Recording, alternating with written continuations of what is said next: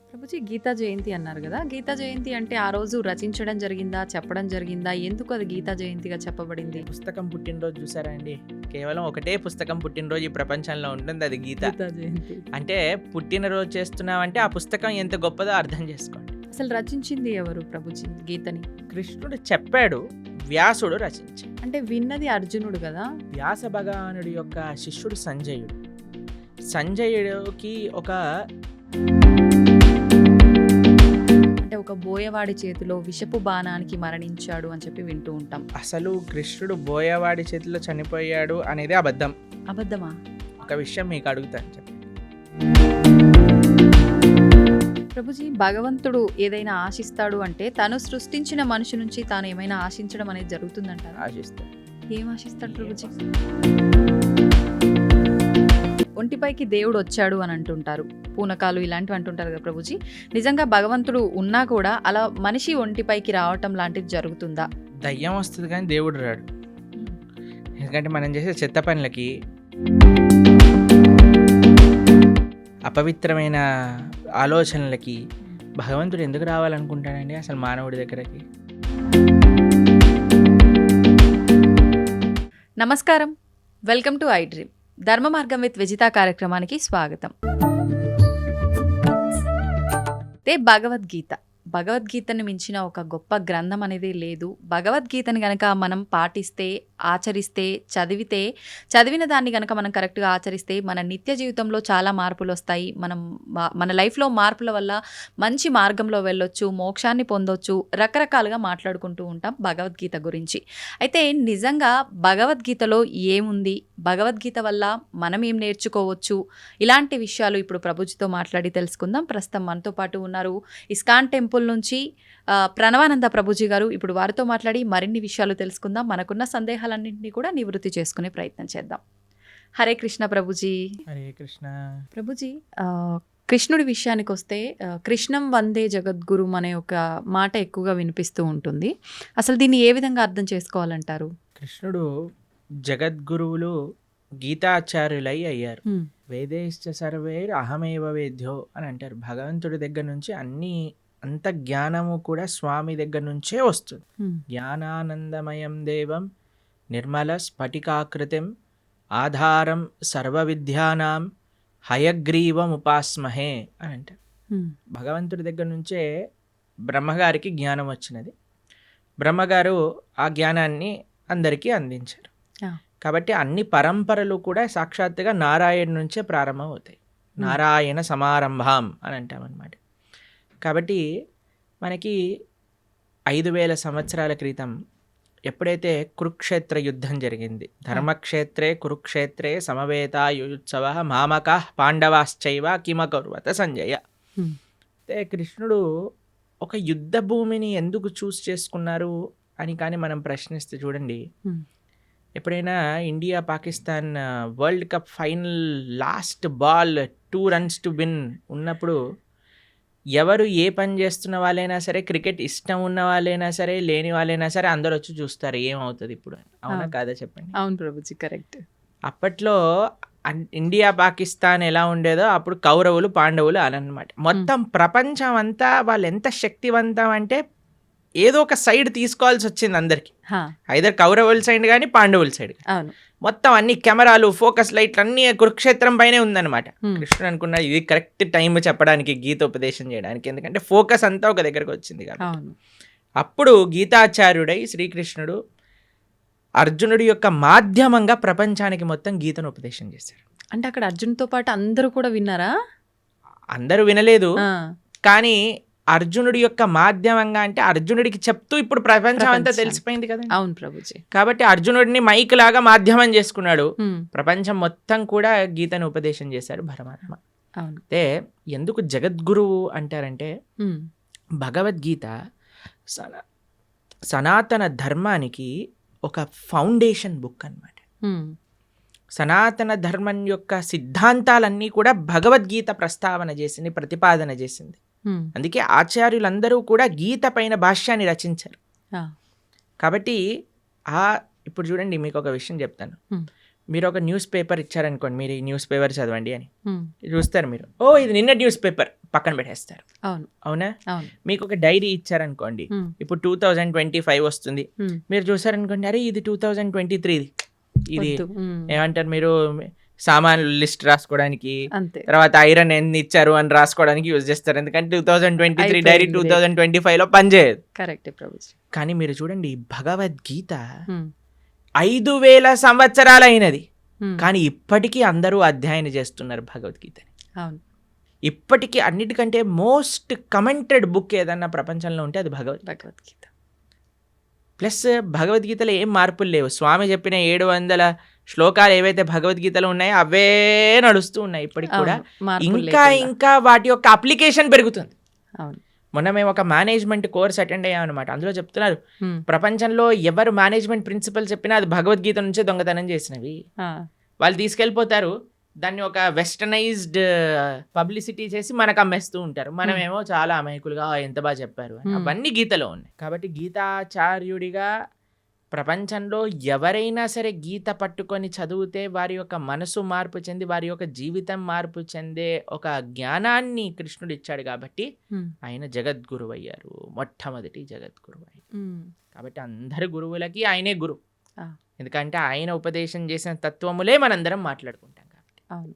అది నారాయణుడిగా ఆయన జ్ఞానాన్ని ఇచ్చిన, కృష్ణుడిగా ఆయన జ్ఞానాన్ని ఇచ్చిన, వ్యాసుడిగా ఆయన జ్ఞానాన్ని ఇచ్చిన, హయగ్రీవుడిగా ఆయన జ్ఞానాన్ని ఇచ్చిన, హంసావతారంగా జ్ఞానాన్ని ఇచ్చిన, కపిలుడిగా జ్ఞానాన్ని ఇచ్చిన, హ్మ్. అన్ని అవతారాలు జ్ఞానాన్ని పంచడానికి కోసమే వచ్చాయి. కాబట్టి ఆయన జ్ఞాన నిధి. అందులో భగవంతుడికి షడైశ్వర్య సంపూర్ణుడు అంటాడు. భగవాన్ అనే వాటికి నిర్వచనంగా పరాశర మహర్షి విష్ణు పురాణంలో షడ్ ఐశ్వర్యములు పరిపూర్ణంగా కలిగినవారు అని చెప్తారు. అందులో ఒక ఐశ్వర్యం సకల జ్ఞానము కలిగినవాడు ఆయన. హ్మ్. కాబట్టి ఆయనకి తెలియనదంటూ ఏముండదు. ఉండదు. ఆయన ఇచ్చేదే మనకి ధర్మము అని అంట. అందుకే మన శాస్త్రములు ధర్మస్తు సాక్షాత్ భగవత్ ప్రణీతం. హ్మ్. భగవంతుడు చెప్పినదే ధర్మము, భగవంతుడు చెప్పిందే గీత. ఆ గీత ఎక్కడ ప్రపంచంలో ఎవరు అధ్యయనం చేసి పాలించినా సరే వాళ్ళు సుఖ సంతోషాలతో ఉంటారు. కృష్ణుడు గీతాచార్యుడై జగద్గురువులై వసుదే వసుతం దేవం కంస చానూర మర్దనం దేవకీ పరమానందం కృష్ణం వందే జగద్గురు. అటువంటి గీతా జయంతి మహోత్సవాన్ని కూడా మనం ఇటీవల చేసుకున్నాం. ఈ నెల రోజులన్నీ మార్గశీర్ష మాసం అంతా చాలా ముఖ్యమైనది. ఎందుకో తెలుసా అండి, కృష్ణుడు గీతలో చెప్పారు ఒక విషయాన్ని, మాసానా మార్గశీర్షోహం అని అన్నారనమాట. కాబట్టి ఈ మార్గశీర్ష మాసం అంతా కూడా గీతను అధ్యయనం చేయటం, గీతని వినటం. మన ప్రణవానంద దాస్ అనే ఛానల్ ఉంటుంది యూట్యూబ్లో. అందులో మనకి ప్లేలిస్ట్లో ఒకసారి మనం 18 అధ్యాయాలకి 18 గంటలు మనం ప్రవచనం అని చెప్పామన్నమాట. అది వినడానికి ప్రయత్నం చేస్తే మనకి గీత ఏం చెప్పాలనుకుంటుంది అనే విషయాలు మొత్తం కూడా మనకు అర్థమవుతాయి. అలా గీతని వినటం, గీతని చదవటం, గీతని 10 మందికి ఇవ్వటం ఈ మార్గశీర్ష మాసంలో చాలా ముఖ్యమైన విధానం అన్నమాట. ప్రభుజీ గీతా జయంతి అన్నారు కదా, గీతా జయంతి అంటే ఆ రోజు రచించడం జరిగిందా, చెప్పడం జరిగిందా, ఎందుకు అది గీతా జయంతిగా చెప్పబడింది? మీరు ఎప్పుడైనా పుట్టినరోజు ఒక పుస్తకం పుట్టినరోజు చూసారా అండి? కేవలం ఒకటే పుస్తకం పుట్టినరోజు ఈ ప్రపంచంలో ఉంటుంది, అది గీతా జయంతి. అంటే పుట్టినరోజు చేస్తున్నామంటే ఆ పుస్తకం ఎంత గొప్పదో అర్థం చేసుకోండి. అయితే గీతా జయంతి యొక్క విశేషత ఏంటి అని అంటే, గీత ఆ రోజు శ్రీకృష్ణుడు ఉపదేశం చేశారు అని ఒక విషయం చెప్తారు. ఓకే. లేదు అమావాస్య రోజు ఉపదేశం చేశారు, సంజయుడు దాన్ని ప్రతిపాదన చేశారు ధృతరాష్ట్రుడికి, అది ఏకాదశి రోజు అని కూడా విషయం చెప్తారు. కానీ గీత ప్రకాశితమైన రోజు ఇది మనం తెలుసుకోవాలి. అర్జునుడికి కృష్ణుడు ఉపదేశం చేసిన రోజు గీతా జయంతి. అసలు రచించింది ఎవరు ప్రభుజీ గీతని? కృష్ణుడు చెప్పాడు, వ్యాసుడు రచించాడు. అంటే విన్నది అర్జునుడు కదా, మళ్ళీ అంటే వ్యాస భగవానుడికి ఇప్పుడు వ్యాస భగవానుడి యొక్క శిష్యుడు సంజయుడు. సంజయుడికి ఒక వరం ఇస్తాడనమాట వేదవ్యాసుడు. నువ్వు ఎక్కడున్న విషయమైనా సరే నీకు కనిపిస్తుంది, నీకు అది అర్థమవుతుంది అని. ఎందుకంటే ధృతరాష్ట్రుడికి చెప్పాలి, మామక పాండవైశ్చైవ కిమ కుర్వత సంజయ్, ఏం చేస్తున్నారు వాళ్ళు అని సంజయుడిని అడిగాడు. సంజయుడు ఆ దివ్య దృష్టితో చూశాడు. కృష్ణుడు అర్జునుడికి చెప్పిన విషయాలన్నీ కూడా సంజయుడు ధారణ చేసి ధృతరాష్ట్రుడికి చెప్పాడు. సంజయుడు మాధ్యమంగా వేదవ్యాసుడికి తెలిసి వేదవ్యాసుడు కూడా రచించాడు. కాబట్టి మహాభారతము వేదవ్యాస లిఖితం. హ్మ్. అందులో కృష్ణుడు ఉపదేశం చేసిన భగవద్గీత మధ్యలో హ్మ్. పొందపరుచుంది అనమాట. కాబట్టి హ్మ్. భగవద్గీత అటు శృతి ఇటు స్మృతి Hmm. అపౌరుషేయము లిఖించబడినది. రెండు కూడా విశేషమైన లక్షణం భగవద్గీతకి. అయితే ఇప్పుడు మనందరం చూస్తున్నది తెలుగులో మనకు కనిపిస్తుంది గీత అనంటే. ముందుగా రచించింది సంస్కృతంలోనేనా ప్రభుజీ? సంస్కృతంలో సంస్కృతంలో ఉన్నప్పుడు అంటే ఎవరంటే వాళ్ళు చదవడానికి అంటే వీలు పడుతుందా? బ్రహ్మాండంగా గీతని ఎవ్వరైనా చదువుకోవచ్చు. చిన్నపిల్లలు, స్త్రీలు, వృద్ధులు, పురుషులు ఎవ్వరైనా సరే హ్మ్. గీత అధ్యయనం చేసుకోవచ్చు, బ్రహ్మాండంగా చదువుకోవచ్చు. ఇలా ప్రభుపాదుల వారి దయ వల్ల హ్మ్. ఆయన ఏం చేశారంటే గీత యొక్క యాక్సెసిబిలిటీ ఎలా పెంచారు అని అంటే, హ్మ్. ఏ లాంగ్వేజ్ సుమారుగా 70 కంటే ఎక్కువ లాంగ్వేజెస్లో శ్రీల ప్రభుపాదుల వారి యొక్క భగవద్గీత ట్రాన్స్లేట్ చేయబడింది. ఆహా. మీకు ఒక విషయం చెప్తాను. లాస్ట్ 50 yearsలో 55 కోట్ల గీత పుస్తకాలు వితరణ చేసింది ఇస్కాన్. వామ్మో! ఆ, చాలా ఎక్కువ 55 సంఖ్యలో. కోట్ల పుస్తకములు హ్మ్. వితరణ చేశారు ప్రపంచవ్యాప్తంగా. Okay, okay. అది గొప్ప విషయం అన్నమాట. హ్మ్. కాబట్టి అలా మనం ఈ గీతా వితర అనేది చాలా ముఖ్యమైన సేవ. కాబట్టి మీరు ఏ లాంగ్వేజ్లో శ్రీల ప్రభుపాదుల వారి భగవద్గీత యథాతథం అని మీరు టైప్ చేశారనుకోండి, మీకు ఈజీగా లభించేస్తుంది. దాన్ని చక్కగా మనం చదువుకోవటమే. అది తెలుగులో అంటే తెలుగులో, ఇంగ్లీష్లో అంటే ఇంగ్లీష్లో, హిందీలో అంటే హిందీలో, అన్నిట్లో ఉంది. హ్మ్. ఇప్పుడు గీతని అంటే దానం చేయొచ్చా ప్రభుజీ? ఎవరికి దానం చేయొచ్చు అంటారు ఒకవేళ అంటే దానం మన ఇంట్లో చేయాలంటే? ఉండే పుస్తకాన్ని దానం చేసేయకూడదు. మన ఇంట్లో ఉండే పుస్తకాన్ని మనం చదువుకుంటూ ఇంకో చదువుకోవాలి. పుస్తకాన్ని తీసి దానం చేయొచ్చు. ఇప్పుడు చూడండి, ఆ, అందరికీ ఒక క్రేజ్ పెరిగిపోయింది ఈ మధ్యలో, రిటర్న్ గిఫ్ట్స్ అని. ఆ, సరే, మీరు అవును, ఏ అవును. చిన్న ఫంక్షన్ చేసినా సరే రిటర్న్ గిఫ్ట్ రిటర్న్ ఇవ్వాలి. గిఫ్ట్. ఇప్పుడు వచ్చే గిఫ్ట్ కంటే వెళ్ళే గిఫ్ట్ ఇంకా ఈ ప్రెస్టీజియస్ గా ఉండాలి అని ఆలోచిస్తూ అవును. ఉంటారు. పెళ్లిల్లో ఉండే వాళ్ళందరూ ఆలోచిస్తుంటారు ఏమి ఇవ్వాలి, ఏం చేయాలని. మీరు ఏ వస్తువు ఇచ్చినా సరే, ఇదేంటి, ఇది అందరు ఇస్తున్నారు, ఇదెందుకు, దీనికంటే ఎక్కువ తీయచ్చు కదా, అన్ని కంప్లైంట్స్ వస్తూ ఉంటాయి. ఎవరు సాటిస్ఫై చేయలేం. అవును. నా పర్సనల్ సజెషన్ ఏంటి అంటే, సనాతన ధర్మంలో ఉండే వాళ్ళు ఎవరైతే వివాహం చేసుకుంటారో రిటర్న్ గిఫ్ట్గా అందరికి ఒక గీతా పుస్తకాన్ని ఇవ్వండి. మంచి సలహా ప్రభుజీ. ఏదో ఒక ఆధ్యాత్మిక పుస్తకాన్ని ఇవ్వండి. దాన్ని ఏదో వంక పెట్టలేడు కదా, పెట్టలేరు. ప్రసాదంగా తీసుకుంటాడు కదా. హ్మ్, హ్మ్. చదివితే వాడు బాగుపడతాడు, మీకు ఆ పుణ్యం వస్తుంది. అవును. ఇప్పుడు చూడండి ఎన్ని మంచి విషయాలు ఉన్నాయో. హ్మ్.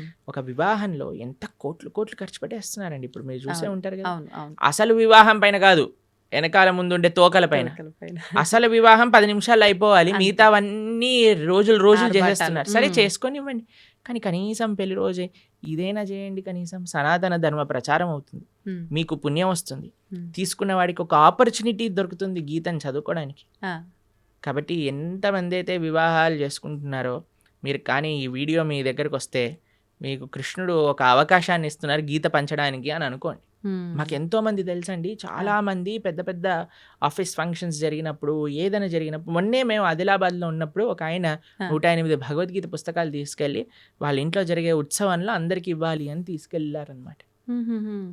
కాబట్టి తప్పకుండా మీకు కానీ గీత పుస్తకాలు కావాలి అని అంటే ఇస్కాన్ ఆదిలాబాద్కి మీరు కాంటాక్ట్ చేయండి. మీకు ఎన్ని వేలు కావాలంటే అన్ని వేలు పుస్తకాలు మేము పంపిస్తాం. అవునా? చక్కగా మీరు రిటర్న్ గిఫ్ట్ రూపంలో గీత పుస్తకాన్ని ఇవ్వండి. హ్మ్. అప్పుడు మీరు అడగచ్చు, హ్మ్. వాళ్ళు చదవరండి చాలా అంటే, మంది చదివే. ఇంట్లో ఉంటే చాలండి. మీకు ఓకే. స్టోరీ చెప్తాను. ఆ. ఒకళ్ళకి మేము గీత ఇచ్చామన్నమాట. వాళ్ళు అన్నారు మా ఇంట్లో చదవరండి పుస్తకాలు అన్నారు. హ్మ్. మీ పిల్లలైనా మీరు చదవకపోతే మీ పిల్లవాడు ఏం చదువుతాడండి, వాడికి అసలు ఇంట్రెస్ట్ లేదండి అని. ఆ. సరే అయ్యా మీ ఇంట్లో పెట్టుకో, ఎవడైనా వచ్చినప్పుడు చదువుతాడు వాడు అని అన్నాను. అంతే. సరే అని వాళ్ళ ఇంట్లో పెట్టుకున్నారనమాట. ఆ. పెట్టుకుంటే వాళ్ళ ఇంట్లోకి హైదరాబాద్లో ఉంటారు వాళ్ళు. హ్మ్. అయితే వాళ్ళ ఇంట్లో ట్రీట్మెంట్ కోసమని వాళ్ళ చుట్టాలు ఎవరో 3 రోజుల కోసం వచ్చారట హైదరాబాద్లో ఓకే. ఉండడానికి. అయితే 3 రోజులకి పాటు ట్రీట్మెంట్, హాస్పిటల్కి వెళ్ళి ఇంటికి రావటం, హాస్పిటల్కి వెళ్ళి ఇంటికి రావటం అలా జరుగుతుంది. వాళ్ళు అనుకున్నారట సాయంత్రం పూట ఏం చేయాలి అని. వాళ్ళకి పుస్తకం షెల్ఫ్లో గీత కనిపించింది. అయితే మేము చెప్పాము ఎవరో ఒకరు చదువుతారు, మీరు అవునవును, ఉంచుకోండి ఇంట్లో అని అన్నాను అంతే. ఆ. వాళ్ళు తీసుకున్నారు, వాళ్ళు చదివారు, ఆ. వాళ్ళకి చాలా నచ్చింది ఆ పుస్తకం. వాళ్ళ ఇంటికి తీసుకెళ్ళిపోయారు. హ్మ్. వాళ్ళు ఉండేది ఎక్కడో మహబూబ్ నగర్ ప్రాంతంలోనే ఎక్కడో. ఆహా. వాళ్ళు గీత చదివి వాళ్ళు భక్తులైపోయారు. ఓహో. మేము ఒక కార్యక్రమానికి వెళ్ళినప్పుడు ఆ. వాళ్ళు మాకు ఈ విషయం చెప్పారు, ప్రభుజీ మీరు ఒకళ్ళ గీత ఇస్తే వాళ్ళ ఇంట్లో ఉన్న గీత మేం చదివితే మేము భక్తులం అయిపోయాం. పోనీలేండి, ఎవరికొకరికి ఉపయోగపడింది మీరు ఎవరికో అన్నట్టుగా. ఒకళ్ళకి ఇప్పుడు బాంబు పెట్టారనుకోండి, ఎక్కడో ఒక చోట పేలుతుంది పేలుతుంది. కదండి. అవును. అలానే గీత కూడా అంతే, హ్మ్. మన దగ్గర ఉండాలంతే. మీరు చదవకపోతే మీ పిల్లలు, ఏ పిల్లలు చదవకపోతే ఎవరికో మనవాళ్ళు మనవరాళ్ళు ఎవరో ఒకరు చదువుతారు. హ్మ్. గీత ఉన్న దగ్గర తరించకపోవటము అంటూ ప్రశ్నే లేదు. హ్మ్. గీత ముట్టుకున్నవాడు, చూసినవాడు, దర్శించుకున్నవాడు, ఒక పేజ్ చదివినవాడు, ఒక అక్షరం చదివినవాడు అందరూ తరిస్తారు. దాంట్లో ఎటువంటి డౌటే లేదు. ఏ లాంగ్వేజ్ లో ఉన్నది చదివినా కూడా మనకు ఏ correct లాంగ్వేజ్ గా- లో ఉన్న గీతా మహాత్యం చెప్తుంది. గీత ఎక్కడైతే ఉంటే అది సాక్షాత్తుగా ప్రయాగ క్షేత్రంతో సమానము. మ్మ్. కాబట్టి మన ఇంట్లో మనకి చాలా ముఖ్యం అండి. Hmm. మనకి మీకు సాంప్రదాయంలో చూస్తే మనం మంగళం అని మంగళహారతి భగవంతుడికి సమర్పణ చేస్తాం. అవును. అందులో శాస్త్రాలకు కూడా మనం మంగళహారతి సమర్పణ చేస్తాం అన్నమాట. ఏవైతే వైదికమైన గంధములు మన ఇంట్లో ఉంటాయి. ఆ, ఆ. కాబట్టి ప్రతి ఒక్కళ్ళింట్లో గీత, భాగవత, రామాయణాదులు ఉండవలసినదే. మ్మ్. మీరు అనుకోకండి మా ఇంట్లో ఎవరు చదవరు, తెచ్చి పెట్టండి, ఎవరో ఒకరు చదువుతారు. పూజ రూమ్ లో పెట్టి ఉంచొచ్చా ప్రభుజీ? పూజనంలో పెట్టేసి మంచిగా వాటికి అన్ని క్లాత్ కట్టేసేసి లోపల పెట్టేసి దండలేసేసి పుష్పాలు, పూలు, పసుపు చదవాలన్నా సరే ఆ మూట తీయటం కూడా పలకన్నా సరే వద్దులే బాబు అన్నట్టుగా ఉండకూడదు. ఉండదు. యాక్సెసిబుల్ గా ఉండాలి ఎవరైనా చదువుకోవాలన్నప్పుడు. అవును, అవును. కాబట్టి ఈ పూజ చేసేయమనండి అంటే ఇప్పుడు అందరూ మొన్న గీతా జయంతి రోజు ప్రవచనం చెప్తున్నాం అనమాట. ఆ, ఏమన్నా మీ అందరికీ ఇప్పుడు భగవద్గీత ఆరాధన ఎలా చేయాలో చెప్తాను, అందరు ఫస్ట్ ఆచమనం చేయండి అనగానే అందరు పుస్తకాలు తీసుకొని రాసుకుంటున్నారనమాట. ఫస్ట్ ఆచమనం చేయాలి, దాని తర్వాత మీ కుడి చేత్తో గీత తీసుకోండి, కుడి చేత్తో గీత తీసుకోండి, ఎడం చేత్తో పట్టుకోండి, దాన్ని ఓపెన్ చేయండి, చదవటం ప్రారంభించండి, ఇదే ఆరాధన అంటే ఓ ఇదేనా ఆరాధన, మేము ఇంకేదైనా చెప్తారే అనుకున్నాం ప్రభుజీ గారు, అవును. ఏం పుష్పాలు తేవాలి, ఏం అభిషేకాలు చేయాలి అని. కాబట్టి అంటే భగవంతుడి ఫోటోకు ఆరాధన చేసినట్టు చేయాలనుకున్నారు. ఒక్కొక్క విధానం ఒక్కొక్క వస్తువుకి ఒక్కొక్క రకంగా ఆరాధన చేస్తాం. ఆ. గ్రంథాలకి ఆరాధన ఎలా చేస్తాము అని అంటే అధ్యయనం చేయటమే ఆరాధన, మ్మ్. అది చదవటమే ఆరాధన. ఓకే. కాబట్టి ఏదో మనం ఆరతులు తిప్పేసామా అది ఇది కాదండి. మెయిన్ మనం మ్మ్. చదవాలి పుస్తకాన్ని, మ్మ్. గీతను, భాగవతాన్ని, వీటన్నిటిని అధ్యయనం చేయటమే ముఖ్యం. ఇప్పుడు చదవాలన్నప్పుడు చాలా మందికి మాంసాహారం తినే అలవాటు ఉంటుంది కదా ప్రభుజీ. మాంసాహారం తిన్న తర్వాత చదవాలనుకుంటే చదవచ్చా? ఫస్ట్ మాంసాహారం మానేయండి అందరూ. మేము అదే. మానలేము అనుకుంటే తప్పదు. అలా అలా ఎందుకు అనుకుంటారు మానలేము అని? ఆ. మనం జీవహింస చేయటం మానలేము అని అంటే ఎలా అంటే చెప్పండి. ఇప్పుడు టెర్రరిస్ట్ అన్నాడు అనుకోండి, నేను జనాల్ని చంపటం మానలేను అని అంటారా?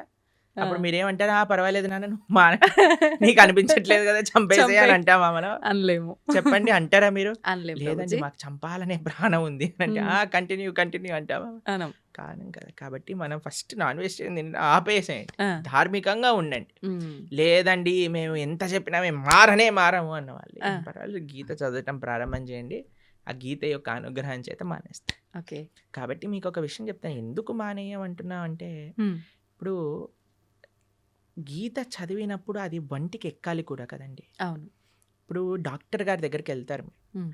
డాక్టర్ గారి దగ్గరికి వెళ్ళినప్పుడు డాక్టర్ ఏం చేస్తారు, మీకు ఈ మెడిసిన్ వేసుకోండి అని ఇస్తారు. ఆ. దాంతోపాటు ఇవి తినకూడదు అని ఒక లిస్ట్ ఇస్తారు మనకి. అవును ప్రభుజీ. డాక్టర్ ఏమంటాడంటే మ్మ్. ఇవి తినటం ఆపేస్తేనే నీకు ఈ మెడిసిన్ పనిచేస్తుంది. అవునా కదా అవును, చెప్పండి. అవును.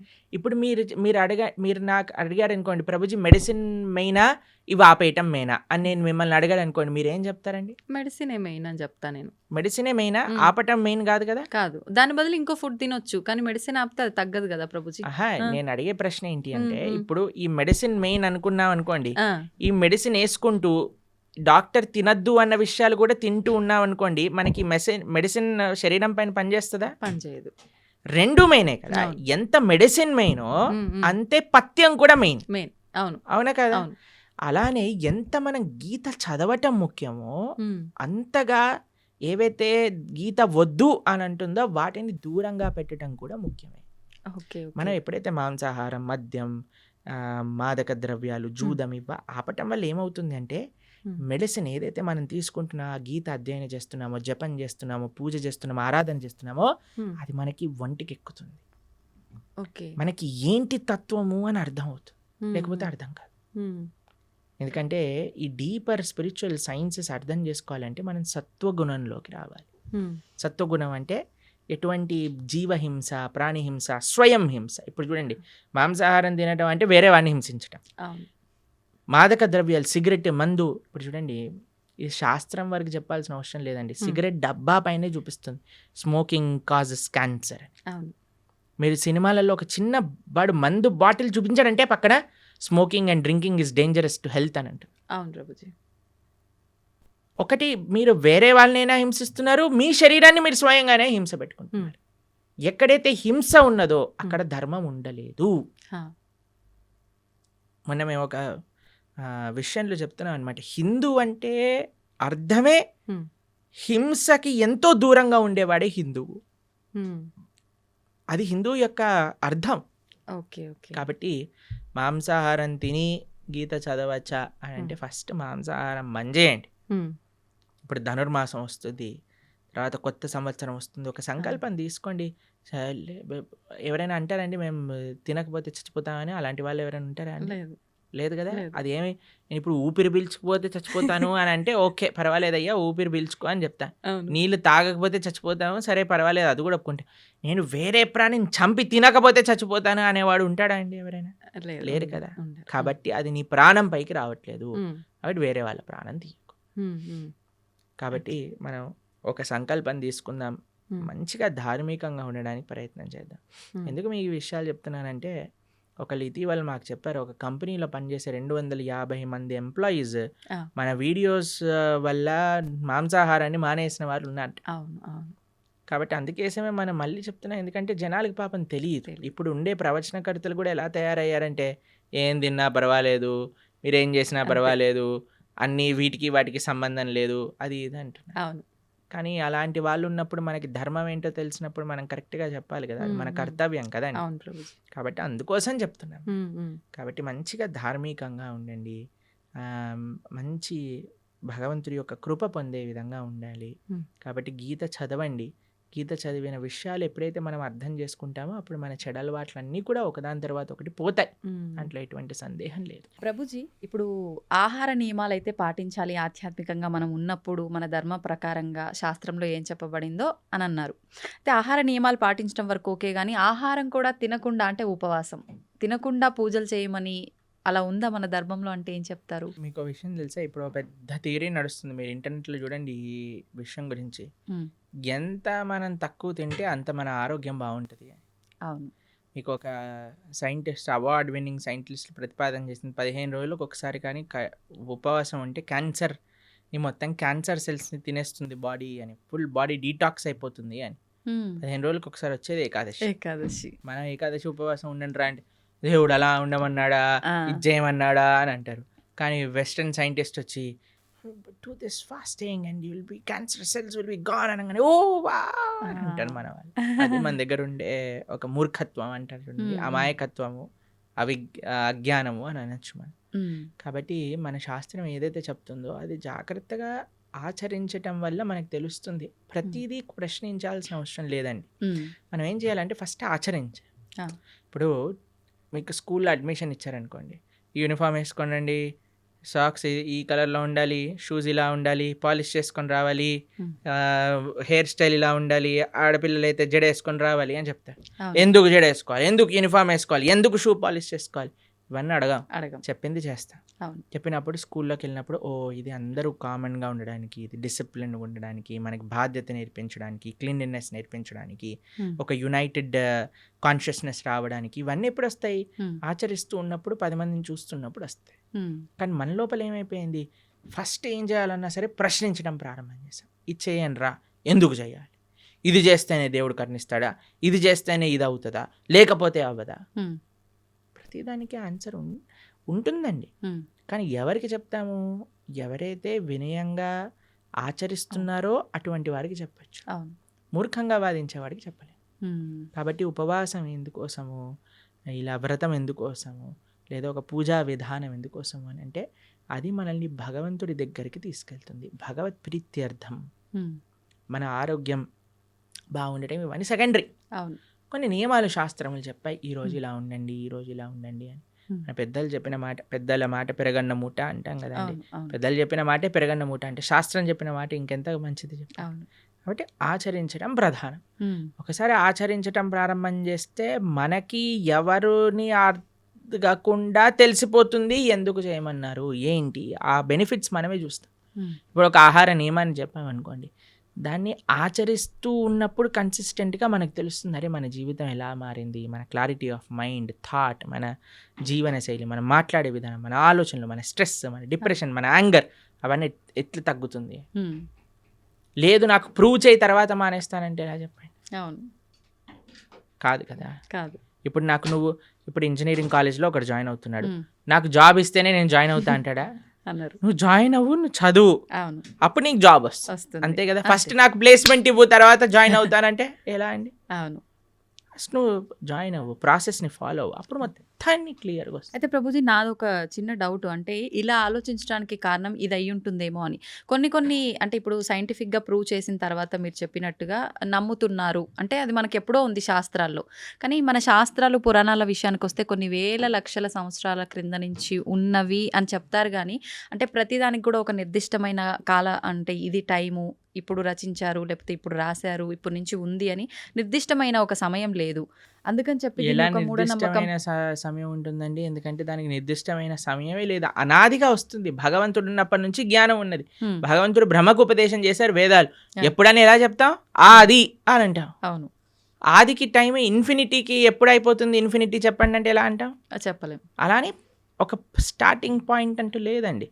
కొన్ని విషయాలకు చెప్పచ్చు. భగవద్గీత 5,000 సంవత్సరాలు అయింది, ఎందుకంటే కృష్ణుడు ఆవిర్భావం అప్పుడైంది.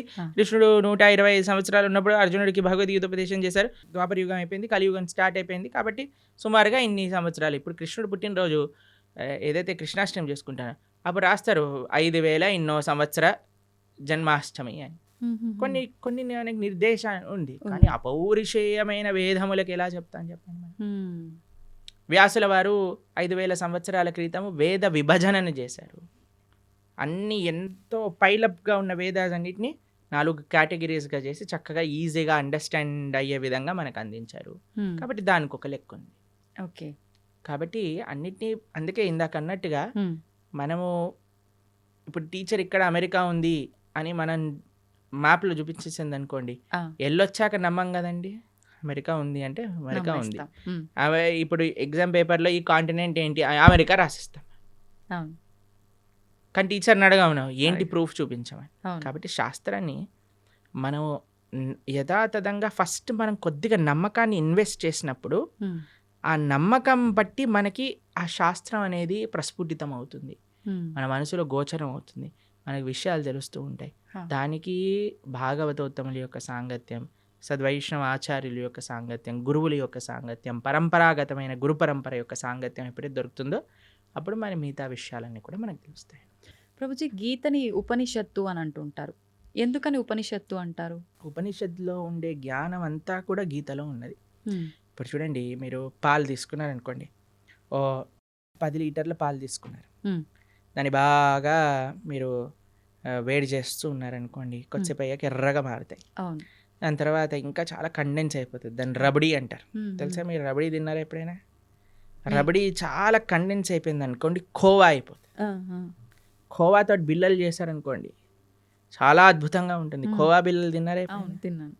చూడండి, ఇంత పాలు కండెన్స్ అయ్యి రబడీ అయ్యి, రబడీ కండెన్స్ అయితే కోవా బిల్లలు అయ్యాను అనుకోండి, ఎంత స్వీట్గా ఉంటుంది. అలా శాస్త్రములు ఎన్నో ఉన్నాయి, వాటి యొక్క సారాంశం ఉపనిషత్తులు. ఉపనిషత్తుల యొక్క సారాంశం గీత. సర్వోపనిషదో గావో దోగ్ధా గోపాలనందన. అన్ని ఉపనిషత్తులు కూడా సర్వోపనిషదో గావు, అన్ని ఉపనిషత్తులు కలిపి ఒక ఆవు అనుకుంటే, దుగ్ధా గోపాలనందన, ఆ ఆవు యొక్క పాలు ప్రీతికి పార్థో వత్సః అంటే అర్జునుడు ఒక దూడగా చేసుకొని మన కోసం అందించిన పాలే గీత. గీతామృతం మహత్ అని.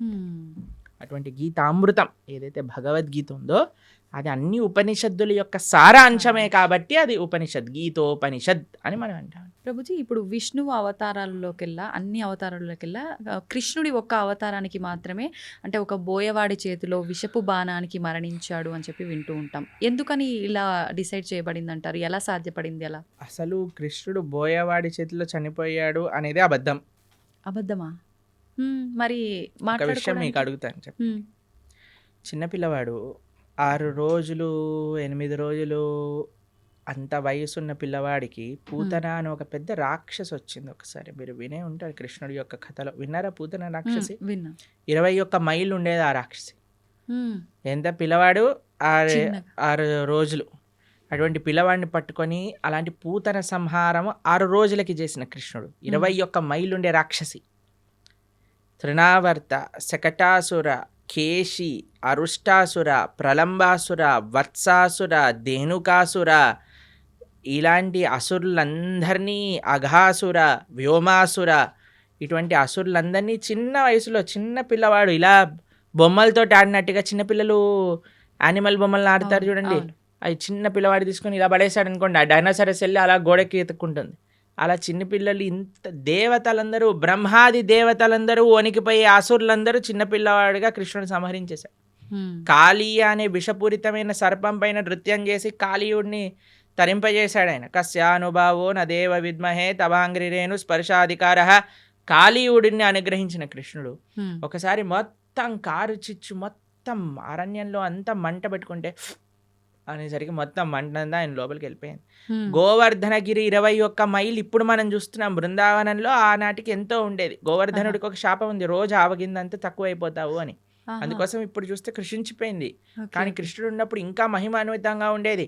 అటువంటి పర్వతాన్ని 7 రోజులు 7 రాత్రులు చిటికని వేలిపైన, ఎడమ చేతి చిటికని వేలిపైన పట్టుకున్న కృష్ణుడు ప్రవాసన అనే ఒక పర్వతం ఉండేదండి. ఒక పెద్ద మౌంటైన్ పై నుంచి లాంగ్ జంప్ చేస్తాడు ఆయన. లాంగ్ జంప్ చేసినప్పుడు సేఫ్ ల్యాండింగ్ అవుతుంది ఆయనకి. మీకు ఇంకో విషయం చెప్తాను. యమలోకానికి వెళ్ళి వాళ్ళ గురువు గారి యొక్క శిష్యుని పట్టుకొని వస్తాడు కృష్ణుడు.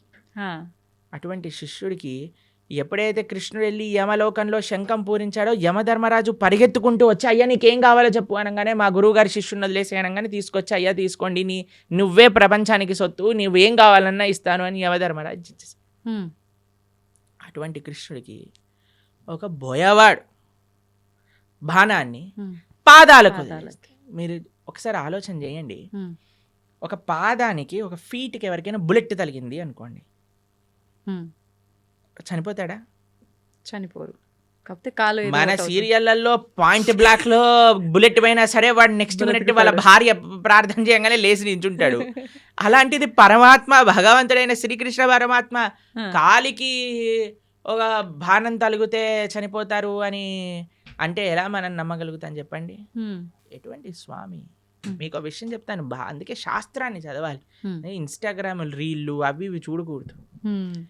భాగవతం ఏం చెప్తుంది అంటే, కృష్ణుడు అలా ఒక పెద్ద చెట్టు కింద శంఖచక్ర గదా పద్మములతో ఇలా విశ్రమించి ఉన్నాడు. దూరం నుంచి ఒక బోయవాడు చూశాడు కృష్ణుడిని. కృష్ణుడి యొక్క పాదము ఆయనకి ఒక జింక చెవిలా కనిపించింది అన్నమాట. అయితే దూరం నుంచి ఆయన బాణం వేశాడు. ఆ బాణం వచ్చి కృష్ణుడికి తలిగింది. తర్వాత ఆ బోయవాడు వచ్చాడు. ఇప్పుడు బాణం వేసాక చూస్తాడు కదండి, గురి తలిగిందా, ప్రాణం చూసుకోవచ్చు అని కృష్ణుడి దగ్గరికి వస్తాడు. ఓ కృష్ణ పరమాత్మ సాక్షాత్తుగా కృష్ణుడు అని దర్శిస్తాడు. 3 ప్రదక్షిణలు చేస్తాడు కృష్ణుడికి. కృష్ణుడు అంటే, అయ్యా నీకు మోక్షాన్ని ఇచ్చేస్తున్నాను అని, నువ్వు నా విరమణ చేసే నేను లీలలో, నా అంతర్ధానం అయ్యే లీలలో నువ్వు కూడా నీ యొక్క కాంట్రిబ్యూషన్ ఇచ్చావు కాబట్టి నీకు మోక్షాన్ని షూట్ చేసిన వాడేమో మోక్షానికి ఇచ్చేసాడు ఆయన, ఈయనేమో శరీరాన్ని విడిచిపెట్టేశారంటే ఎంత విచిత్రం చూడండి. దాని తర్వాత ఏదో ఆ బాణం అలానే ఉంది.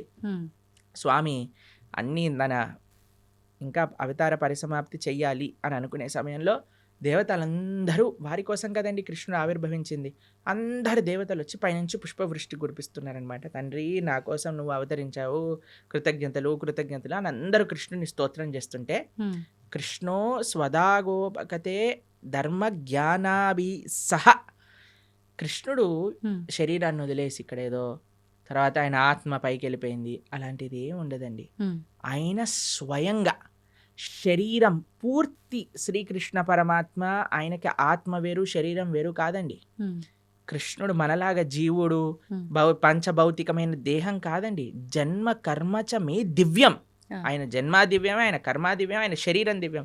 ఆయన ఎలా అయితే ఆ చెట్టు కింద కూర్చున్నారో అలానే శరీరంగా ఆయన యొక్క ధామానికి చేరుకున్నారు కృష్ణ పరమాత్మ. ఎప్పుడు ఆయన అవతార పరిసమాప్తి చెయ్యాలి ఆయన ఆ సంకల్పం చేసేసుకున్నాడు. చేసేసుకున్నప్పుడు. ఓకే. కాబట్టి ఆ బోయవాడి చేతితో చనిపోయాడు అనేది పెద్ద అబద్ధం. ఇప్పుడు ఇక్కడ అంటే ఈయనకు మోక్షం కల్పించడం కోసమే ఆ బాణం తగలడమా ప్రభుజీ? లేదంటే రాముడు వాలిని చెట్టు చాటు అది నుంచి కూడా అబద్ధమే. చంపటము ఇదంతా? ఎందుకంటే వాలి చనిపోయే ముందు రాముడికి క్షమాపణ అడిగి అయ్యా నువ్వు చేసింది ధర్మమే హ్మ్. అని వాళ్ళ కుమారుడిని రాముడికి సరెండర్ చేయించి వెళ్ళిపోతాడు. హుహు. కాబట్టి భగవంతుడికి మనలాగా every action as equal and opposite reaction లాంటి ఉండదు. స్వామి దగ్గర పనిచేయమండి. ఓకే. కానీ ప్రతి స్వామికి ఒక్కరు కర్మ ఉండదు. అదే అదే ఉదాహరణగా అంటున్నా కదా, తీసుకుంటారు. మనకి మనం WhatsApp university, Instagram college, Facebook tuitions ఇవన్నీ తీసుకుంటాం కాబట్టి మనం ఇలా తయారయ్యాం. కానీ శాస్త్రంగా అర్థం చేసుకోవాలి మనం. కావున కృష్ణుడికి భగవంతుడికి పుట్టుక ఉండదు, భగవంతుడికి మరణం ఉండదు. ప్రభుజీ ఇప్పుడు మనకున్న 4 యుగాల్లో ప్రస్తుతం కలియుగంలో ఉన్నాము. అయితే కలి ప్రభావం వల్ల రకరకాల పాపాలు పెరిగిపోతున్నాయి. అది కలి ధర్మం అంటుంటారు. మరి ఈ కలియుగంలో మన అంటే తప్పు ఒప్పులని మన కర్మలని తప్పించుకునే శక్తి మనకు ఉందంటారా? కలో దోష నిదేరాజన్ అస్తి ఏకోన్ మహాన్ గుణాన్ కీర్తనాదేవ కృష్ణస్య ముక్త సంగపరం రజేత్ అని మన శాస్త్రం చెప్తుంది. కలియుగంలో మీరు చెప్పినట్టుగా దోషాల నిధి. ఇంకా మీకు విషయం చెప్పిన అండి, కలియుగం స్టార్టే అవ్వలేదు. ఇది ఇంకా యుగ సంధి కాలము అని అంటారు. మొట్టమొదటి 5,000 సంవత్సరములు, 5,000 సంవత్సరములు, 6,000 సంవత్సరాలు అలా చేంజ్ అన్నమాట. బ్రిడ్జ్ టైం ఇది. అంటే ద్వాపర యుగానికి కలియుగానికి బ్రిడ్జింగ్ టైం ఇది. మార్గం అనుకోవాలా అంటే ప్రభుజీ? పూర్తి కలియుగం ఆరంభం అవ్వలేదు ఇంకా. అవ్వలేదు. ఓకే. ఈ 5-10 ఇయర్స్ 5,000 ఇయర్స్ సంధి కాలము అని అంటారనమాట దాన్ని. కాబట్టి ఇంకా కలియుగం ప్రారంభం అవ్వకముందే కలియుగం ఇలా అన్యాయం ఘోరం అంటున్నారు. ఇంకా కలియుగం ప్రారంభమయ్యాక ఇలా ఉంటుంది చెప్పండి. ఇంకా ఘోరాలు ఎక్కువ. అప్పుడైతే ఇంకా మీరు భక్తి చేయాలన్నా ధర్మం చేయాలన్నా మీకు ఎవడు ఐ డ్రీమ్స్ టీవీలో కృష్ణుడి గురించి మాట్లాడేవాడు ఉండడు. మొత్తం ఎంటర్టైన్మెంటే ఉంటుంది. ఓకే.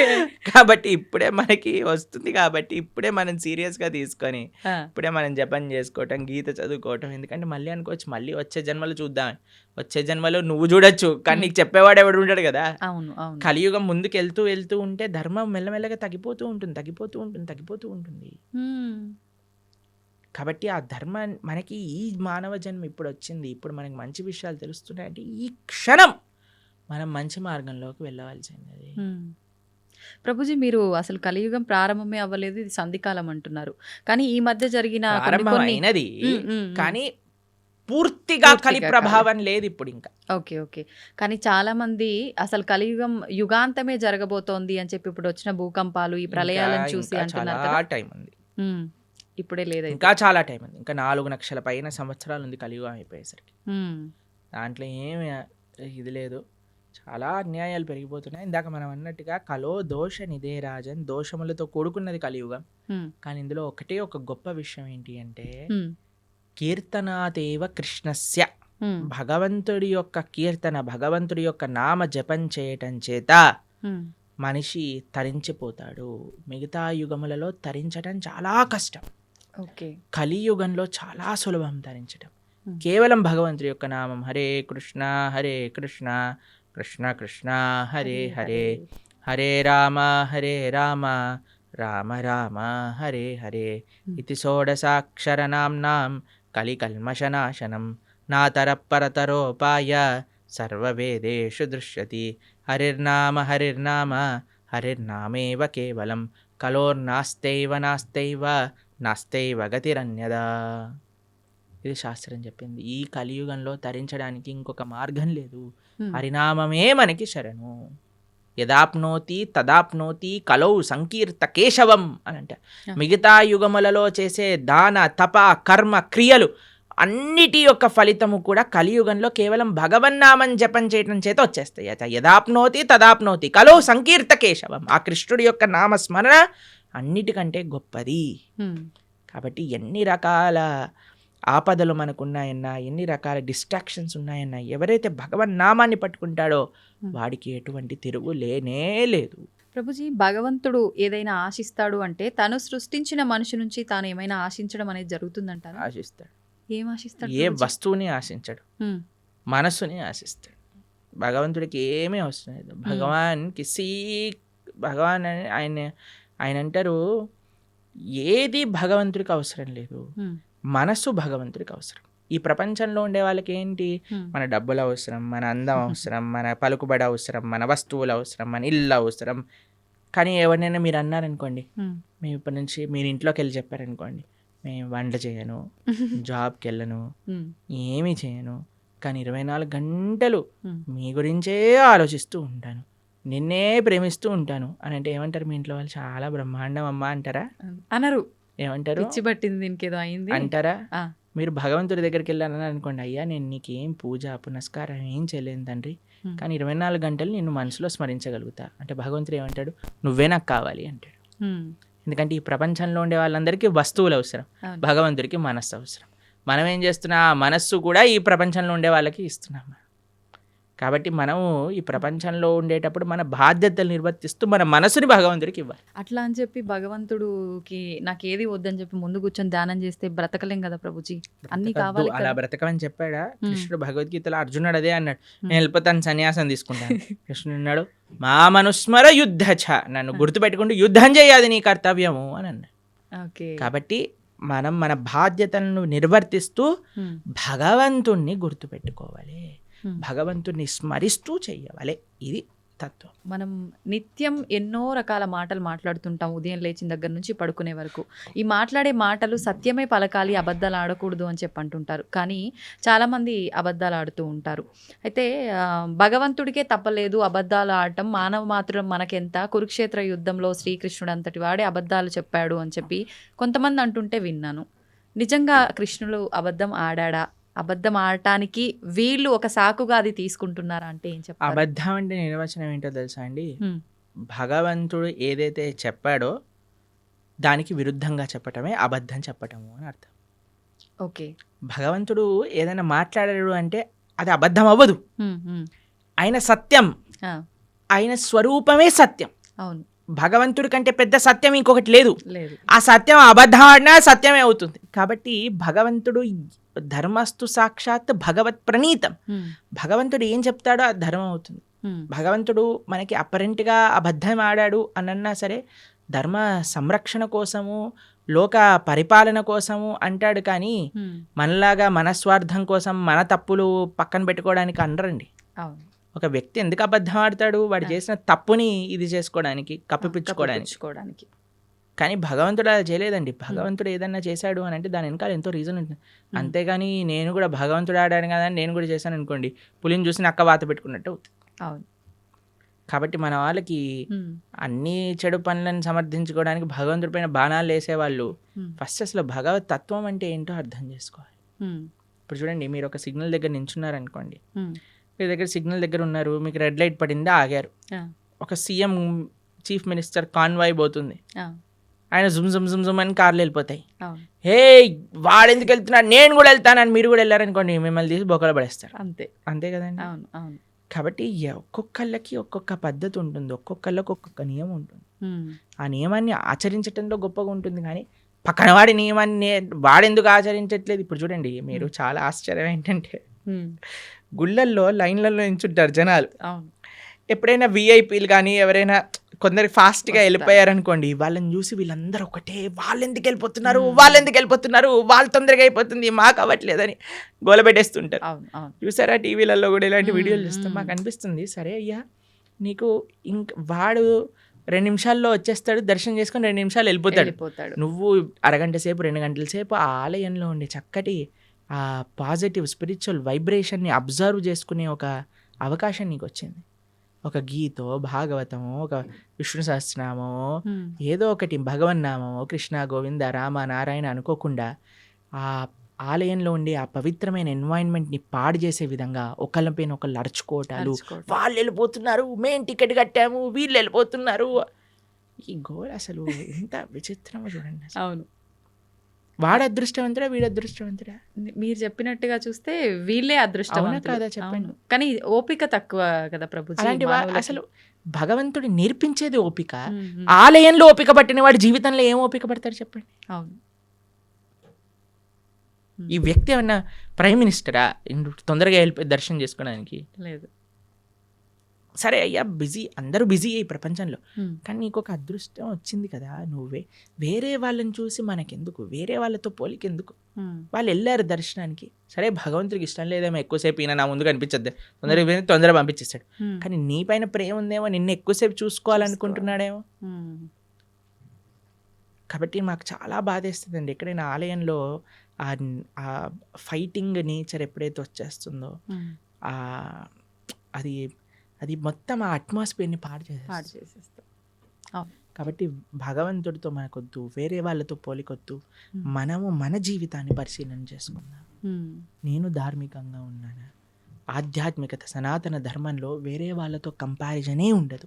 ఉమ్, నా జీవితాన్ని నేను భగవంతుడికి ఎలా సమర్పణ చేస్తున్నాను. ఇప్పుడు ఎగ్జామ్లో ప్రిపేర్ అయ్యేది నువ్వు ప్రిపేర్ అవుతాం, కానీ పక్కన వాడు అది ఆ చాప్టర్ వదిలేశాడు కాబట్టి నేను కూడా వదిలేస్తున్నాను, చెప్పని వాడు ఇది చేస్తున్నాడు కాబట్టి నేను కూడా అది చేస్తున్నాను. నీ ప్రిపరేషన్, నీ కాన్ఫిడెన్స్, నీది, నీ ఎగ్జామ్, నీ పర్ఫార్మెన్స్, నీ రిజల్ట్, నీ భవిష్యత్. ఉమ్, అలానే ధర్మానికి వచ్చేసరికి నేను భగవంతుడికి ఆన్సరబుల్. ఒకరోజు భగవంతుడి ముందు నించున్నప్పుడు నేను చెప్పాలి సమాధానం. అవును. ఎంత అబద్ధం ఆడకుండా నేనున్నాను, ధర్మాన్ని ఆచరిస్తూ నేనున్నాను, శౌచం నేను పాటించాను Krishna. You are not answerable to anybody in this world except God. ఇది గుర్తుపెట్టుకున్నాం అనుకోండి, వేరే వాళ్ళని మనం ఏమనం, ప్రశాంతంగా మన జీవితాన్ని చక్కగా మన మంచి భక్తి మార్గంలో ఉండగలుగుతాం. అవును. నిజంగా ప్రతి ఒక్కరూ అంటే ఇంత జ్ఞానంతో ఆలోచిస్తే తప్ప ఆ వెయిట్ చేస్తున్నాము అనేది భగవంతుడు నిజంగా మీరు చెప్పినట్టు ఎక్కువసేపు నన్ను అలా భగవంతుడు ఉంచాలనుకున్నాడేమో, నాతో అలా పలికించాలనుకున్నాడేమో నామస్మరణ అనే ఆలోచన చేస్తే అంతే గనక కదండి, మనకి నచ్చే వాళ్ళని హే ఎల్లకెళ్ళకెళ్ళ కొంచెం కూర్చో అంటాం కూర్చోమంటాం. కదా. అవును. అలానే భగవంతుడి దగ్గర కూడా కదండి, భావన అండి, మనసులో ఏదైనా భావన ప్రధానం. భావన మంచిగా ఉన్న వాడికి జీవితం అంతా బాగా కనిపిస్తుంది. ఆ భావన లేనివాడు జీవితంలో ఎక్కడ చూసినా సరే వాడు తప్పునే ఎత్తుకుతాడు. అవును. కాబట్టి భగవద్గీత చదవటం వల్ల ఏమవుతుంది అంటే మన భావన శుద్ధీకరణ జరుగుతుంది. వీ కెన్ థింక్ పాజిటివ్లీ, జీవితాన్ని ఒక కరెక్ట్ పర్స్పెక్టివ్లో మనం చూడగలుగుతాం. ప్రభుజీ, దేవుడు ఉన్నాడు అంటే దయ్యం ఉంది అని అంటారు. నిజంగా దయ్యాలు ఉన్నాయా? ఒంటిపైకి దేవుడు వచ్చాడు అని అంటుంటారు, పూనకాలు ఇలాంటివి అంటుంటారు కదా ప్రభుజీ. నిజంగా భగవంతుడు ఉన్నా కూడా అలా మనిషి ఒంటిపైకి రావటం లాంటిది జరుగుతుందా? దయ్యం నిజంగా దేవుడు ఉన్నాడు కాబట్టి దయ్యం కూడా ఉంది నమ్మాలా, లేదంటే ఇది మూఢనమ్మకమా? దయ్యం వస్తుంది కానీ దేవుడు రాడు. ఉమ్, ఎందుకంటే మనం చేసే చెత్త పనులకి, మన శరీరంలో ఉండే ఆ అపవిత్రమైన ఆలోచనలకి ఉమ్, భగవంతుడు ఎందుకు రావాలనుకుంటాడండి అసలు మానవుడి దగ్గరకి? ఉమ్, అంటే మన ఆచరణ గొప్పదా, మన మాట గొప్పదా, Hmm. మన సాధన గొప్పదా? మన దగ్గరికి ఎందుకు రావాలనుకుంటాడు చెప్పండి పరమాత్మ? హా, భగవంతుడు రావాలి అనుకుంటే ఆయన శ్రీ విగ్రహ రూపంలో మాట్లాడతాడు, లేదా తన యొక్క భక్తుల మాధ్యమంగా మాట్లాడతారు. ఉమ్, అంతేకాని భగవంతుడు వచ్చేసి ఊ అని ఊగేసి ఉమ్, ఏవేవో చేసేసి ఇవంతా ఏంటంటే ఒక భావన, ఉమ్, ఒక ట్రాన్స్, నాకు ఇది వచ్చేసింది అని అనుకుంటున్నారు. కాబట్టి ఉమ్. చాలా మంది అడుగుతారు, ప్రభుజీ అది నిజమా అబద్ధమా? వాళ్ళకి నిజం, నీకు అబద్ధం. వాళ్ళకి నిజం, వాళ్ళకి నిజం, మనకు అబద్ధం. ఓకే. అంటే ఎందుకంటే వాళ్ళు అలా నమ్ముతున్నారు నాకు వచ్చింది అని, కాబట్టి వాళ్ళకి నిజమే. ఓకే, నీకు నిజమా? కాదు, కాదు. మనకు అబద్ధం. ఎందుకంటే దేవుడు రాడు, దేవుడు మనిషి పైకి రానే రాడు. He has many other better positions to come. Okay. కాబట్టి ఎవరికైతే మాకు దేవుడు వచ్చేసాడు అని అంటారో, జస్ట్ మీకు నిజం అండి, యూఆర్ నాట్ డినయింగ్ ఇట్. నీకు నిజం, ఎందుకంటే నీ మానసిక స్థితి అలా నీకు చెప్తుంది, కానీ వేరే వాళ్ళు నమ్మవలసిన అవసరం లేదు. మరి దయ్యం పరిస్థితి ప్రభుజీ? దయ్యం వస్తుంది ఎందుకంటే చేసేవన్నీ రాక్షస పనులు కదా, వేరే వాళ్ళని హింసించటం, వేరే వాళ్ళని మాట్లాడటం, అపవిత్రంగా జీవించటం. కాబట్టి దయ్యం రావడానికి చాలా అనుకూలమైన పనులు చేస్తున్నా, దైవం రావడానికి అనుకూలమైన పనులు చేస్తున్నావా అనేది ప్రశ్నార్థం. ఓకే. కాబట్టి దయ్యం ఎవరి దగ్గరకు వస్తుందండి? ఎవరైతే చాలా నెగిటివ్గా ఉంటారో, నెగిటివ్, డిప్రెస్డ్, ఆ కళ లేకుండా, ఎప్పుడైనా సరే అంటే ధార్మికంగా చూడండి, కొంతమందిని చూస్తే మనకి ఆ భగవత్ కళ అనేది ఉట్టిపట్టే విధంగా ఉంటుంది. వాళ్ళ యొక్క వేషభూషం కానీ, వాళ్ళ యొక్క సాధన కానీ, వాళ్ళ యొక్క వర్చస్సు కానీ, అలాంటి వాళ్ళ దగ్గరికి ఎప్పుడు నెగిటివ్ ఎనర్జీస్ రావు. కానీ ఎవరైతే ఎప్పుడు కూడా డిప్రెషన్లో ఉంటారో, గ్లూమీగా ఉంటారో, అని నెగిటివ్ ఆలోచిస్తుంటారో, వేరే వాళ్ళకి నెగిటివ్ చెయ్యాలి అని ఎవరైతే అనుకుంటారో వాళ్ళకి దగ్గర తప్పకుండా నెగిటివ్ ఎనర్జీస్ ఉంటాయి. ప్రభుజీ, ఇప్పుడు ఒంటిపైకి దేవుడు రావటం అయితే కాదు, అది వాళ్ళ వరకే నిజం, కానీ మనం నమ్మాల్సిన అవసరం లేదు. కానీ చాలా మంది ఇది పక్కన పెడితే దేవుడు మాకు కనిపిస్తాడు అని చెప్పి, మీకు కూడా చూపిస్తామని చెప్పి ఈ మధ్య కాలంలో అంటున్నారు. నిజంగా దేవుడు చూపించామని కనిపిస్తాడా? దేవుడితో ఫోన్ చేసి మాట్లాడించామనే వాళ్ళు కూడా ఉన్నారు ఇంకా తెలుసా మీకు? రాబోయే కాలంలో ఆహా, వచ్చేసారా ఆల్రెడీ? మన ధర్మంలో లేరు, పక్క ధర్మంలో ఉన్నారు ఇంకా. ఓకే. పక్క ధర్మం అంటూ పక్క మతాలలో ఉన్నారు ఇంకా. దేవుడు ఫోన్ నెంబర్లని, తర్వాత మీకు విషయం తెలుసా, స్వర్గంలో వాళ్ళకి ప్లాట్లు కూడా అమ్మే మతాలు కూడా ఉన్నాయి ఇంకా. అయ్యో, ఒక దేశంలో ఒక మతానికి చెందిన వాళ్ళు స్వర్గంలో నీకు ఇంత ప్లాట్ ఇంత డబ్బులు ఇచ్చి వాళ్ళ మత పెద్ద తీసుకొని వాళ్ళకి అమ్మిన వృత్తాంతాలు ఇప్పుడు జరుగుతున్నాయి ఇంకా. ఇంత పిచ్చోళ్ళ జనాలు. మీకు కనిపించట్లేదా ఆ పిచ్చితనం ఎలా ఉందో? మన కింద పడిపోగానే అందరూ డాన్స్ వేయటం, వాడేదో నీళ్ళు జలంగానే ఖర్చు లేయంగానే ఇట్లా ఇట్లా చేస్తుంది. వాళ్ళకంటే ఇంకా పిచ్చి ఇంకేం ఎయిడ్స్ బాగా చేసేస్తా అంటాడు, క్యాన్సర్ బాగా చేస్తా అంటే చచ్చిపోయిన వాడిని లేపేశాడు ఒకడు తెలుసా మీకు. ఉత్తర భారతదేశంలో అవునా ప్రభుజీ? డెత్ సర్టిఫికేట్ ఉన్న వాడిని లేపేశాడు ఓ దేవుడి పేరు మీద. అంటే మన దేవుడు కాదనుకోండి, ఎవరి గురించి మాట్లాడుతున్నా మీకు అర్థమయ్యే అవును ఉంటుంది. అవును అర్థమైంది. అలాంటి వాళ్ళ వేలాది మంది వెళ్ళిపోయి హర్షేస్తూ గోల పెట్టేస్తూ కింద పడిపోయి, అసలు నాకు ఇవి చాలా విచిత్రం అనిపిస్తుందండి. అంటే జనాలకు బుద్ధి ఉంటే వెళ్తారా అసలు అలాంటి ప్రదేశాలకు? చెప్పండి ఒకసారి. ఇలాంటివి జరుగుతున్నా కూడా చాలా చోట్ల మత మార్పిడిలు జరుగుతున్నాయి కదా ప్రభుజీ, మరి దాని గురించి ఏమంటారు? మంచి పని అనిపిస్తుంది మాకు. ఇలాంటి వాళ్ళు బుద్ధి లేని వాళ్ళు వెళ్ళిపోతే మంచిదే కదండి. మూర్ఖులు ఉన్న వెళ్ళిపోవడం. వాళ్ళైనా అసలు మంచిగా ఉన్న వాళ్ళు కావాలి కదా మనకి. కాబట్టి ప్రలోభాలు ఎక్కువైపోయాయి మతం పైన. కాబట్టి ఆ ప్రలోభాలు తగ్గించుకోవాలి మనం. వేరే వాళ్ళే మన ధర్మం. అందుకే చెప్తున్నాను ఏంటంటే, ఎవరైతే శాస్త్రాధ్యయనం చేస్తారో, ఎవరైతే మంచిగా శాస్త్రాన్ని చదువుకొని వాటిని పాచరిస్తారో వాళ్ళని ఎవ్వరూ ఏ ప్రభావం పెట్టి మార్చలేరు.